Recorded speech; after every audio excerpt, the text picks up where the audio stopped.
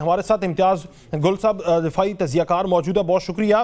बताइएगा कि पिछले 4 दिनों में जो ये 5 बड़े हमले हुए हैं, बेस के करीब हमला बलोचिस्तान के अंदर, KPK के अंदर, और एक नई तंजीम भी सामने आई है, इस सारे मामले में दूसरे मुमालिक का असलहा इस्तेमाल हुआ है। जिस मुल्क का असलहा इस्तेमाल हुआ है उसने 20 साल एक मुल्क के अंदर जंग लड़ी, वहां पर वो असलहा छोड़कर चला गया, वो अमरीका है।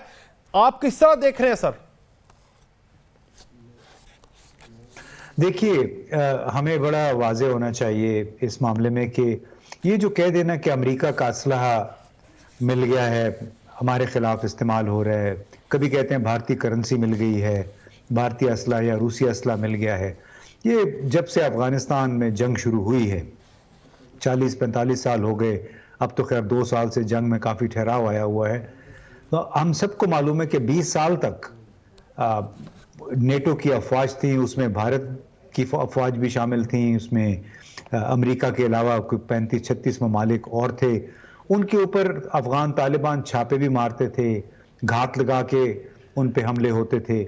उसके ज़रिए भी काफ़ी सारा असलहा आज़ाद मार्केट में, ओपन मार्केट में आ जाता था। इसके अलावा बहुत सारे अफगान फ़ौजी थे जो भगोड़े हो जाते थे, क्योंकि उनके पास कलाशनिकोव होती थी, उनके पास राइफल, उनके बहुत सारे राउंड्स होते थे, उनके पास बड़े कीमती बूट होते थे। तो वो ये तमाम पैकेज वो आम तौर पे बेच दिया करते थे।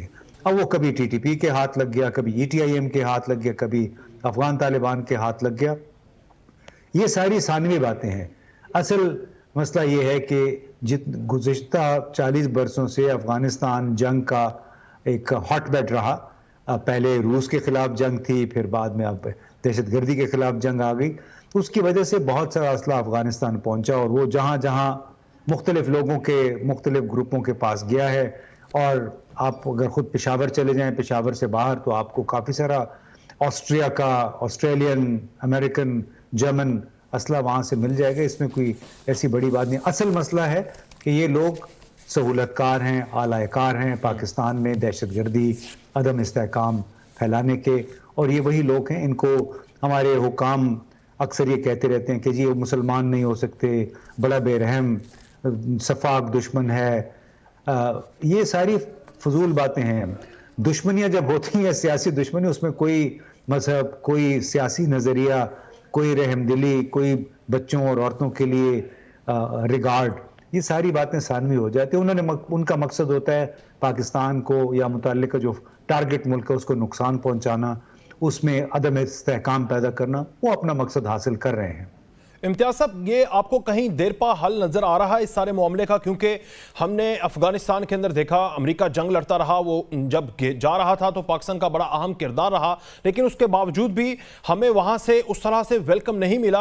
अफगान तालिबान हमारी उस तरह से बात नहीं सुन रहे, वहाँ से टेररिज्म भी पाकिस्तान की तरफ आ रही थी। अब पाकिस्तान ने सख्त फैसला लिया, उनके लोगों को वापस भेजना शुरू कर दिया जो गैर कानूनी तौर पर मुकीम थे। इस सारे में अगर ये अमन नहीं होगा 2 रियासतों के दरमियान, और तीसरी भारत है, तो फिर मैशत भी ठीक नहीं होगी। यूं यही चलता रहेगा, या कोई देर पा अमन भी कोई रास्ता निकल सकता है यहां से?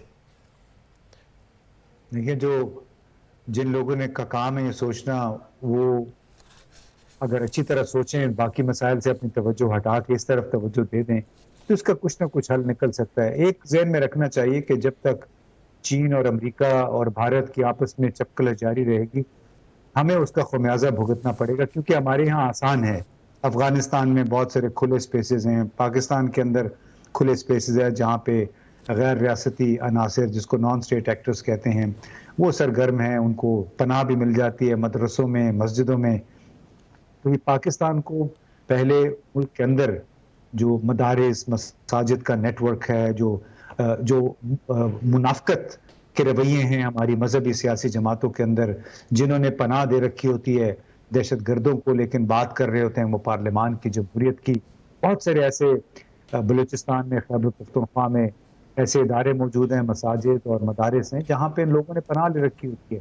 तो जब तक हम तमाम तर पाकिस्तान में तमाम तर मसाजिद, मदारिस के नेटवर्क को, जितने भी फलाही इदारे हैं, तो मुकम्मल तौर पे मॉनिटर ना कर सके, उनका मुकम्मल तौर पे कंट्रोल हासिल न कर सकें, उस वक्त तक बड़ा मुश्किल होगा। इनको कैसे रोकेंगे? इनके पास कातिल भी जाते हैं, डाकू भी जाते हैं, टेररिस्ट भी जाते हैं, پناہ انہوں نے مختلف جگہوں پہ لے رکھی ہوتی ہے، تو پہلے ہمیں اس کا حل تلاش کرنا ہوگا. تو بڑا اچھا ہوگا کہ ہمارے جو مقتدر ادارے ہیں زیادہ تر توجہ ادھر مرکوز کریں بجائے اس کے کہ وہ سیاسی معاملات میں الجھے رہیں.